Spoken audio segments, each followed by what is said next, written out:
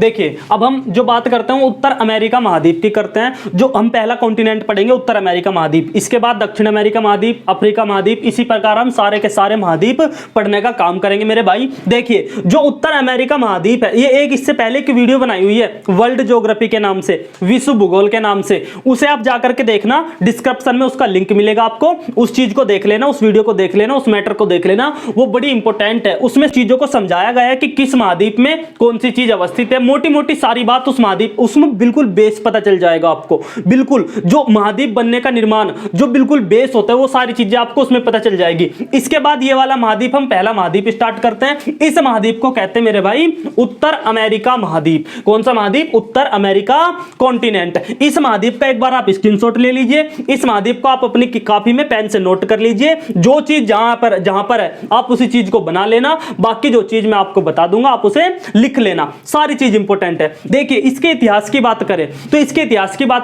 तो इसकी खोज की बात करें भाई, इसको 1492 में कोलंबस द्वारा खोजा गया। कब खोजा गया? 1492 में कोलंबस द्वारा इसकी खोज की गई। इसका अमेरिका नाम, देखो इंपॉर्टेंट चीज है, जो मैं बात बोलूं उसे आप कहीं पे नोट कर लेना, इंपॉर्टेंट क्वेश्चन निकलेगा। इसकी खोज की बात करें तो इसकी खोज निकलती है आपकी अमेरिगो वेस्पुसी, एक पुर्तगाल का एक यात्री था, नाविक था, जो यहां पर आता है। वो इंसान पूरा नॉर्थ अटलांटिक महासागर पार करके वो आदमी यहां पर आता है अमेरिका में, तो उसी के नाम पर इस महाद्वीप का नाम रखा जाता है अमेरिका। उत्तरी अमेरिका कॉन्टिनेंट या उत्तरी अमेरिका महाद्वीप। इस अमेरिका का नाम यूएसए भी उसी के नाम पर पड़ता है। अमेरिगो वेस्पुसी पुर्तगाल का एक वासी था। पुर्तगाल कहां पड़ता है? अच्छा, पुर्तगाल आपका यूरोप महाद्वीप में पड़ता है, जस्ट स्पेन से नीचे एक देश है जिसे कहते हैं हम पुर्तगाल। ठीक भाई, तो ये वाली जो चीज होंगी सारी की सारी देखना। अब इनकी संधियों की बात करते हैं, बिल्कुल बेस पहले हम बेस पढ़ेंगे, उसके बाद इसके सारे इंपॉर्टेंट सिटी पढ़ेंगे, पहाड़ पर्वत पढ़ेंगे, सारी चीज पढ़ने का काम करेंगे। जहां से क्वेश्चन निकलता है डीप से डीप और ऊपर से ऊपर सारी चीज करेंगे, ध्यान रखना। इसकी हम संधि की बात करते हैं तो 5-6 जल संधि होंगी इस पूरे महाद्वीप में, जो पूरा महाद्वीप खत्म कर देंगी। जैसे पहली जो जल संधि होगी बेरिंग जल संधि, मोस्ट इंपॉर्टेंट बेरिंग जल संधि। देखो, जल संधि का मतलब होता है दो जल राशि को जोड़ना और स्थल राशि को अलग करना। संधि का मतलब जोड़ना ही तो होता है। ठीक, तो बेरिंग जल संधि, तो चुक्की सागर और बेरिंग सागर, कौन सा? चुक्की सागर और बेरिंग सागर को जोड़ने का काम करती है, और इसी के साथ एशिया महाद्वीप को उत्तरी अमेरिका महाद्वीप से अलग करने का काम करती है। अगर देश पूछ ले मेरे भाई तो अलास्का और एशिया महाद्वीप में एक देश पड़ता है, विश्व का सबसे बड़ा देश कहा जाता है जो रूस। तो इस रूस को अलास्का से पृथक करने का जो काम करती है वो कौन सी जल संधि है? बेरिंग जल संधि। जोड़ती किसे किसे है? चुक्की सागर और बेरिंग सागर को जोड़ने का काम करती है। ये सबसे महत्वपूर्ण जल संधि। इसी के साथ सबसे महत्वपूर्ण एक और है, पनामा स्थल संधि। देखो, ये जो है ये पनामा स्थल संधि है, ये एक देश है एक्चुअली में पनामा, उत्तरी अमेरिका महाद्वीप का एक देश है पनामा। इस पनामा ये स्थल है, इसलिए इसे स्थल संधि कही जाती है। ये पनामा स्थल संधि दक्षिण अमेरिका को उत्तरी अमेरिका से पृथक करने का काम करती है। ठीक भाई, दक्षिण अमेरिका को उत्तरी अमेरिका से पृथक करने का काम करती है। कौन सी जल संधि, कौन सी स्थल संधि? पनामा स्थल संधि। मोस्ट इंपॉर्टेंट दो चीज, बेरिंग पनामा, कंप्लीट 2 क्वेश्चन निकलते हैं। इसके बाद 1-2 जल संधि यहां पर अवस्थित है। जैसे देखो, ये आपको दिख रहा होगा, इसे कहते हैं हडसन की खाड़ी। ये कनाडा में पड़ती है हडसन की खाड़ी। यहीं पर एक, यहां पर देखो, यहां पर एक अवस्थित है कैनेडियन शील्ड के नाम से, विश्व की सबसे कठोरतम चट्टानों में गिनी जाती है। ये वाली पूरी ऐसे गोल होकर के इसके चारों ओर, हडसन की खाड़ी के चारों ओर घेरे हुए हडसन की खाड़ी को एक रॉक है, मजबूत रॉक, जिसे हम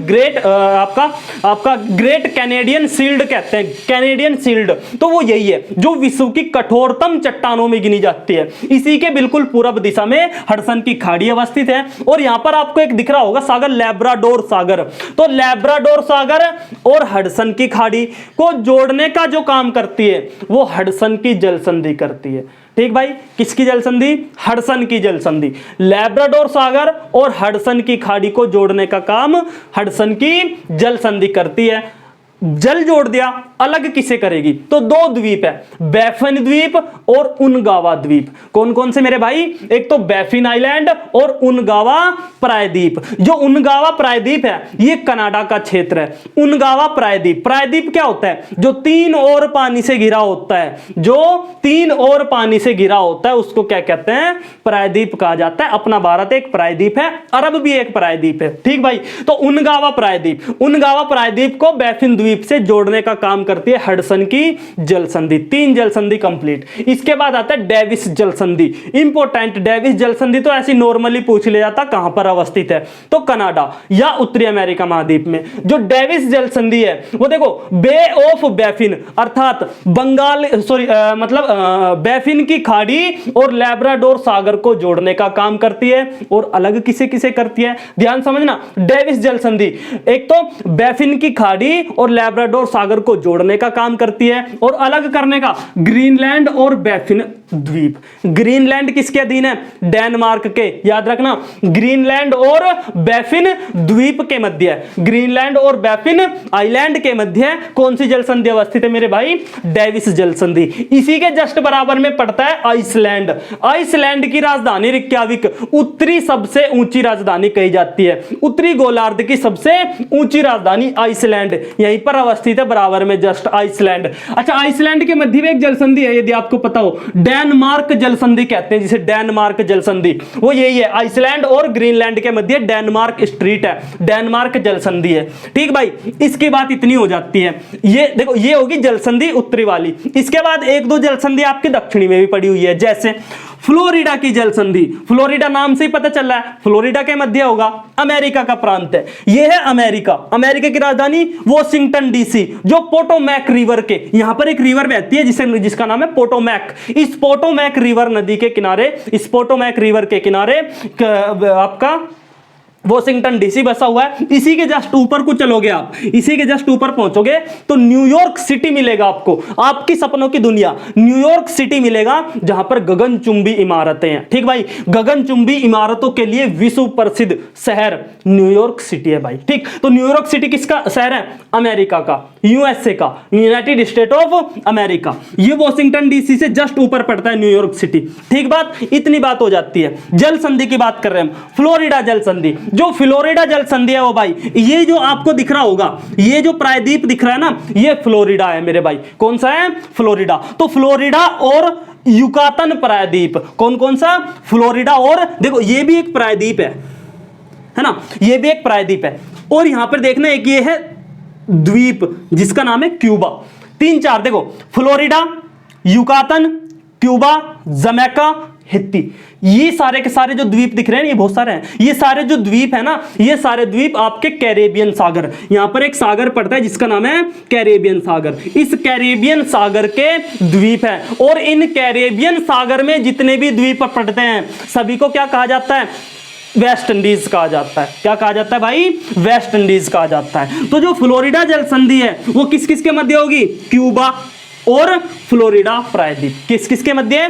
क्यूबा और फ्लोरिडा के मध्य ये अवस्थित हो जाती है। जोड़ने की बात करें तो यहां पर कैरेबियन सागर पड़ता है और यहां पर मैक्सिको की खाड़ी पड़ती है। तो मैक्सिको की खाड़ी से कैरेबियन सागर को ये जोड़ने का काम करती है। कैरेबियन सागर यहां तक फैला हुआ है, नीचे तक कैरेबियन सागर ही है। ये युकातन जल संधि भी कैरेबियन सागर के अंतर्गत ही आती है। तो फ्लोरिडा जल संधि किस किस को अलग करती है? ये मुख्य है, बस ये पूछा जाता है कि फ्लोरिडा जल संधि किन दो द्वीपों के मध्य कहां पर अवस्थित है? फ्लोरिडा और क्यूबा के मध्य अवस्थित है। ठीक बात। क्यूबा के बारे में एक बात और है, क्यूबा गन्ने के उत्पादन में इसका प्रमुख स्थान है क्यूबा का। इसी के साथ ये चीनी का कटोरा कहा जाता है। इंपॉर्टेंट चीज, दुनिया में चीनी का कटोरा किस क्षेत्र को कहा जाता है मेरे भाई? क्यूबा को कहा जाता है, किसी क्यूबा को। ठीक। युकातन जल संधि की बात करें तो मैक्सिको और आपका कैरेबियन सागर के मध्य युकातन जल संधि अलग किस किस को करेगी? युकातन प्रायद्वीप और क्यूबा को। ठीक, युकातन प्रायद्वीप और क्यूबा को ये अलग करने का काम करती है। ये आपकी प्रमुख जल संधि हो जाती है। ये बहुत इंपॉर्टेंट चीज है मेरे भाई। 5 जल संधि पड़ी होंगी। एक तो बेरिंग जल संधि, डेविस जल संधि, हडसन जल संधि, युकातन जल संधि और फ्लोरिडा जल संधि मोस्ट इंपॉर्टेंट है, और पनामा स्थल संधि। ये सारी चीजें ये जल संधि की हो जाती है। इसके बाद इसका हम प्राकृतिक भूभाग देखने की बात करें, शहरों की बात करें, झील पर्वत पठारों की बात करें, तो इंपॉर्टेंट आ जाती है भाई अलास्का। यदि हम अलास्का में पहुंचे सबसे पहले, तो अलास्का में क्या होगा, अलास्का में एक युकान घाटी है। कौन कौन सी भाई, युकान घाटी। ये दरअसल युकान घाटी क्या है, दरअसल दो पहाड़ों पर्वतों के मध्य का क्षेत्र है युकान घाटी। इस युकान घाटी में ही अवस्थित है हजारों दुआरों की घाटी। इस युकान घाटी को कहा जाता है मेरे भाई हजारों दुआरों की घाटी। क्यों कहा जाता है हजारों दुआरों की घाटी, इसलिए कहा जाता है क्योंकि यहां पर हर टाइम धुएं के रूप में बर्फ पिघल के धरती से निकलता रहता है, जिसे हमें ऐसा लगता है कि यहां पर बहुत ज्यादा स्मोक हो रहा है, धुआं हो रहा है, ऐसी चीजें। तो क्या होगा, हजारों दुआरों की घाटी कौन सा क्षेत्र कहलाएगा, अलास्का का युकान घाटी। दो पहाड़ों के मध्य ऐसा होता है। दरअसल देखो ये बर्फीला क्षेत्र है सारा, आप ऐसे उत्तरी में जाओगे तो अलास्का, उधर आपका ये ग्रीनलैंड, उधर आपका आइसलैंड, और उधर साइबेरिया वाला क्षेत्र पूरा का पूरा नॉर्वे स्वीडन से ऊपर चला जाता है। वो पूरा क्षेत्र बर्फ से ढका रहता है हर टाइम। तो बर्फ से ढके रहने के कारण इसमें क्या होता है कि देखो धरती में गर्मी होती है। इस युकान घाटी की बात बता रहे हैं, धरती में गर्मी होती है, दोनों तरफ पहाड़ खड़े हुए, धरती में गर्मी है, ऊपर बर्फ जमा हुआ है धरती पे, ठीक। तो क्या होगा, नीचे जो गर्माहट होगी धरती की वो बाहर निकलने की कोशिश करेगी, जिससे बर्फ पिघलने लगता है और वो वाष्प के रूप में बदलने लगता है धीरे धीरे। तो यहां पर 24 घंटे यही काम चलता रहता है, इसलिए इसे हजारों दुआरों की घाटी कहा जाता है। मोस्ट इंपोर्टेंट चीज भाई अलास्का। इसके बाद हम मोटी मोटी बात करते हैं, लिखते रहना, नोट करते रहना ना सारी चीज, एक एक चीज बताऊंगा, एक एक चीज, कुछ नहीं छूटने वाला भाई, कुछ भी, ठीक। इसके बाद 5 महान झीलों की बात करते हैं हम। इन 5 महान झील कहां पर पाई जाती है, उत्तरी अमेरिका महाद्वीप में पाई जाती है जी। इनमें से सबसे बड़ी जो सबसे प्रमुख झील है वो कौन सी है मेरे भाई, सुपीरियर झील। कौन सी झील, सुपीरियर झील। सुपीरियर झील को विश्व की सबसे बड़ी ताजे पानी की झील कहा जाता है, जिसे आप लोग मीठा बोलते हो ना, मीठे पानी की झील, एक्चुअली में वो ताजा पानी होता है, ठीक। तो सुपीरियर झील जो है वो विश्व की सबसे बड़ी ताजे पानी की झील है, जो कहां पर अवस्थित है मेरे भाई, ये अवस्थित है आपकी कनाडा और अमेरिका की सीमा पर अवस्थित है। इसी के साथ इसकी बाउंड्री की भी बात कर लो अभी अभी। ये जो कनाडा है, देखो कनाडा की एक राजधानी है ओटावा, ये ओटावा, चलो अभी बताऊंगा इस चीज को। देखो ये जो कनाडा है और ये अमेरिका है, कनाडा और अमेरिका के मध्य एक सीमा बनाने वाली रेखा को क्या कहा जाता है, 49 डिग्री उत्तरी अक्षांश रेखा। कौन सी रेखा, उत्तरी अक्षांश रेखा। 49 डिग्री उत्तरी अक्षांश रेखा क्या करती है मेरे भाई, कनाडा और अमेरिका की सीमा का निर्धारण करती है। इसी के साथ साथ ये जो 5 महान झील होंगी और एक नदी होगी, वो भी सीमा बनाने का काम करेगी। 5 महान झील, सुपीरियर झील पहली झील, इसके बाद आती है नंबर 2 मिशिगन झील। मिशिगन झील एकमात्र ऐसी झील है भाई जहां पर जो पूर्णतः अमेरिका में पड़ती है, पूर्णतः यूएसए में पड़ती है, बाकी 4 झील बाउंड्री पे पड़ती है, याद रखना इस चीज को। Superior, Michigan. नंबर तीसरी झील आती है ह्यूरोन झील। ह्यूरोन झील का क्या सीन है भाई, ये एच बना हुआ ना, ये ह्यूरोन झील है। ये ह्यूरोन झील क्यों पढ़ रहे हैं हम, क्योंकि ह्यूरोन झील के निकट कनाडा की राजधानी ओटावा बसी हुई है, ठीक। कनाडा की जो राजधानी है वो किस झील पर बसी हुई है, पूछ लिया जाता है, ओटावा झील पर। इसके बाद ईरी झील। ये जो ईरी झील है, ईरी झील पर एक बहुत प्रमुख शहर अमेरिका का जो वर्ल्ड विख्यात है, दुनिया में विख्यात है, डेट्रॉइट। कौन सा शहर, डेट्रॉइट। डेट्रॉइट होता क्या एक्चुअली में, डेट्रॉइट देखो सब देशों का अपना अपना डेट्रॉइट होता है। भारत का भी डेट्रॉइट होगा, जर्मनी का भी डेट्रॉइट होगा, जापान का भी, सबका अपना अपना एक डेट्रॉइट होता है। डेट्रॉइट असल में होता है जहां पर मोटर गाड़ी ऑटोमोबाइल का जो उद्योग केंद्र होते हैं उन्हें कहते हैं हम डेट्रॉइट क्षेत्र। जो मोटर गाड़ी और ऑटोमोबाइल के जो सारे सिस्टम वगैरह जो उद्योग धंधे होते हैं उन सब के उन्हें कहते हैं हम डेट्रॉइट। जैसे इसी प्रकार बताऊं, जैसे रूर होता है आपका जर्मनी में, है ना। जैसे रूर की बात, सभी देशों का अपना अपना रूर होता है। रूर का मतलब क्या होता है कि जहां से कोयला खनन किया जा सके, कोयला निकाला जाता हो बड़ी मात्रा में, उस जगह का रूर कहा जाता है, उस देश का रूर कहा जाता है। तो जर्मनी में, जैसे एक बात और बताऊं, जैसे मानचेस्टर यूनाइटेड किंगडम में पड़ता है एक शहर। मानचेस्टर का क्या मतलब है, जो सूती वस्त्र उद्योग के लिए फेमस हो, जो सूती वस्त्र उद्योग के लिए फेमस हो, उस जगह को मानचेस्टर कहा जाता है। और सभी देशों का अपना अपना मानचेस्टर है मेरे भाई, ठीक। तो सुपीरियर झील, मिशिगन झील, ह्यूरोन झील। ह्यूरोन झील आपने पढ़ी ओटावा शहर के लिए, डेट्रॉइट शहर के लिए ईरी झील, इसी के मध्य एक और झील है मेरे भाई, ओंटारियो झील। ये ओंटारियो झील भी सीमा पर पड़ती है कनाडा और अमेरिका के सीमा पर। इस ओंटारियो झील में सबसे पहले आकर के एक नदी मिलती है जिसका नाम है सेंट लॉरेंस नदी। विश्व का सबसे व्यस्ततम जलमार्ग, वर्ल्ड का सबसे बिजी जलमार्ग कौन सा है मेरे भाई? लॉरेंस नदी। सेंट लॉरेंस नदी आकर के कहां पर मिल जाती है? आपकी ओंटारियो झील में मिल जाती है। ईरी बाकी देखो ये यहां तक आ जाती है, दरअसल आगे चलती चलती ना इन झीलों में पार हो जाती है। यहां से जो ट्रेड होता है, यहां से जो व्यापार होता है, लॉरेंस नदी से जहाज अंदर तक आ जाते तो बड़ा सुगम होता है, चीजों को बहुत आसानी से कर लिया जाता है। ठीक, तो जो सेंट लॉरेंस नदी होगी, इंपॉर्टेंट बात, विश्व की सबसे व्यस्ततम नदी होती है सेंट लॉरेंस नदी। अब इस सेंट लॉरेंस नदी पर जब ये नदी ईरी ओंटारियो के मध्य आती है तो इस सेंट लॉरेंस नदी पर वर्ल्ड का सबसे विख्यात, सबसे फेमस जलप्रपात नियाग्रा जलप्रपात। कौन सा भाई? नियाग्रा। नियाग्रा जलप्रपात कहां पर अवस्थित है? नियाग्रा वाटरफॉल अमेरिका में अवस्थित है जी। कौन सी नदी पर है? सेंट लॉरेंस नदी पर। यह बात बहुत मुख्य चल जाती है, इसकी इंपॉर्टेंट हो जाती है।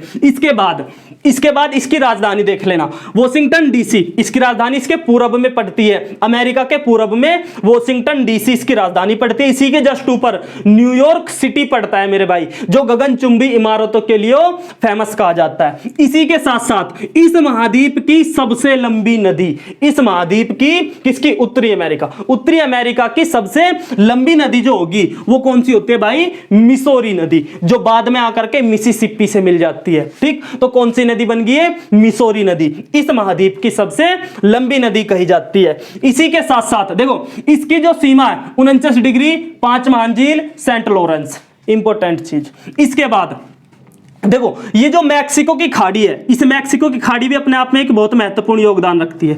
मैक्सिको की खाड़ी को विश्व की सबसे बड़ी खाड़ी कहा जाता है। ये जो मैक्सिको की खाड़ी है ये वर्ल्ड की लार्जेस्ट बे है भाई। वर्ल्ड की सबसे बड़ी खाड़ी की बात करें तो कौन सी है? मैक्सिको की खाड़ी। देखो ये वाला जो जगह है ये कैलिफोर्निया है। कैलिफोर्निया एक शहर भी है कैलिफोर्निया ऊपर, इसे कहते हैं दक्षिणी कैलिफोर्निया। ये कैलिफोर्निया शहर है, ये फ्लोरिडा है, याद रखना इस चीज को। देखो इसके बाद इसके यदि हम पहाड़ पर्वतों की बात करें, इसके भौगोलिक रूप से हम इसे देखें तो इसका सबसे लंबा पर्वत या सबसे बड़ा पर्वत, उत्तरी अमेरिका का सबसे बड़ा पर्वत यहां पर फैला हुआ है पूरा इस प्रकार। यहां पर इस प्रकार जो पर्वत फैला हुआ है जिसे क्या कहते हैं मेरे भाई? रॉकी पर्वत। कौन सा पर्वत? रॉकी पर्वत। Rocky mountain. रॉकी माउंटेन कहां पर अवस्थित है? उत्तरी अमेरिका महाद्वीप में। विश्व की सबसे प्राचीनतम चट्टानों में एक पर्वत रॉकी पर्वत भी है। इसी के जस्ट आप नीचे पढ़ोगे ना दक्षिण अमेरिका तो आपको एक एंडीज पर्वत मिलेगा, वो विश्व का सबसे लंबी पर्वत श्रृंखला है। ठीक भाई, तो ये जो रॉकी पर्वत श्रेणी है, इसी रॉकी पर्वत श्रेणी की सबसे ऊंची चोटी अलास्का में अवस्थित है, माउंट मैकिनले। कौन सी भाई? Mount McKinley. अलास्का में अवस्थित है माउंट मैकिनले, इस रॉकी पर्वत की सबसे ऊंची चोटी। इसी के साथ साथ ये उत्तर अमेरिका महाद्वीप की सबसे ऊंची चोटी बन जाती है, माउंट मैकिनले। देखो भारत की सबसे ऊंची चोटी, और आपको देखो आप जो भी चीज पढ़ो उसकी कंपेयर एक बार भारत से जरूर करिया करें। जैसे माउंट मैकिनले आपने पढ़ी, उत्तर अमेरिका की सबसे ऊंची चोटी। अब भारत पे भी जाओ आपकी भारत की सबसे ऊंची चोटी क्या होगी? तो भारत की सबसे ऊंची चोटी होती है आपकी K2 गोडविन, जो पाकिस्तान ऑक्यूपाइड कश्मीर में अवस्थित है। इसी के साथ अधिकृत भारत की यदि पूछ ले आपसे, जो भारत के अधिकार क्षेत्र में आती है, वो अवस्थित है मेरे भाई सिक्किम के बॉर्डर पर, सिक्किम और नेपाल के बॉर्डर पर अवस्थित है कंचनजंगा। वो सबसे ऊंची चोटी अधिकार में है, भारत के अधिकार क्षेत्र में वो है ना। और भारत की पूछे नॉर्मली तो आप K2 लगाओ, कोई दिक्कत नहीं है। ठीक, तो ये वाली जो चीज है, ये वाली आप बड़े ध्यान से समझना। ये रॉकी माउंटेन को 3 भागों में बांट दिया जाता है। पहली जो रेंज कहलाती है उसे कास्केड रेंज कहते हैं। जो पहली रेंज कहलाती है उसे कास्केड रेंज कहते हैं। इसके बाद कास्केड रेंज इसे कहते हैं कोस्ट रेंज। जो पहली रेंज फैली होती है इसे क्या कहते हैं मेरे भाई? कोस्ट श्रेणी। इसके बाद कास्केड रेंज, और इसके बाद Sierra Nevada range. Sierra Nevada तो आपने देखा होगा, रेसिंग होती है कार वाली, सिएरा निवेदा वही तो है, सिएरा निवेदा। इस सिएरा निवेदा के जस्ट पश्चिम में ये जो सिएरा निवेदा पहाड़ियां हैं, सिएरा निवेदा की पहाड़ियां हैं, इसी के जस्ट पीछे मृत घाटी अवस्थित है। कौन सी भाई? Death valley. कहां पर अवस्थित है? अमेरिका में अवस्थित है भाई। डेथ वैली अवस्थित है। इस महाद्वीप का सबसे गर्म स्थान, अर्थात उत्तरी महाद्वीप का सबसे गर्म स्थान कौन सा है मेरे भाई? डेथ वैली है। तो ये सारी चीजें, इसके बाद ये जो मैक्सिको की खाड़ी है, देखो भाई, पनामा जल संधि, युकातन, दक्षिण अमेरिका। एक चीज और समझना, नासा आपने सुना होगा, ये जो नासा, ये एक द्वीप है बहामासा, बहामासा आइलैंड के निकट नासा है। नासा का हेडक्वार्टर आपने सुना होगा, नासा बहुत बार आप सुनते होंगे। तो ये नासा जो है, ये नासा आपका बहामासा के निकट अवस्थित है। इसकी हम अवस्थिति की बात करें, देखो भाई, इस पूरे के पूरे महाद्वीप की अवस्थिति की बात करें, इंपॉर्टेंट क्वेश्चन, बहुत ज्यादा डीप जाने की कोशिश करेगा तो पूछ सकता है एग्जामिनर। ये जो सारी चीज होगी, ये पूरा महाद्वीप होगा। इस पूरे महाद्वीप में यदि हम बात करें इसकी अवस्थिति की, कि किस अवस्थिति में ये महाद्वीप है, तो किसमें होगा? 35 डिग्री। देखो पहले हम उत्तर दक्षिण की आपकी उत्तर दक्षिण की बात करते हैं। देखो 7 डिग्री उत्तरी अक्षांश से लेकर के 85 डिग्री उत्तरी अक्षांश के मध्य। कितने से? 7 डिग्री उत्तरी अक्षांश से लेकर के 85 डिग्री उत्तरी अक्षांश से तक कौन सा महाद्वीप फैला हुआ है? उत्तरी अमेरिका। देशांतर के हिसाब से बात करें तो 35 डिग्री पश्चिमी देशांतर से, भाई पश्चिम में अवस्थित है ना, इधर अवस्थित है, तो 35 डिग्री पश्चिमी देशांतर से लेकर के कौन सी भाई? 170 डिग्री पश्चिमी देशांतर तक अवस्थित है मेरे भाई। कौन सा क्षेत्र? ये वाला क्षेत्र। 170 इधर लिखो और 35 इधर लिखो भाई।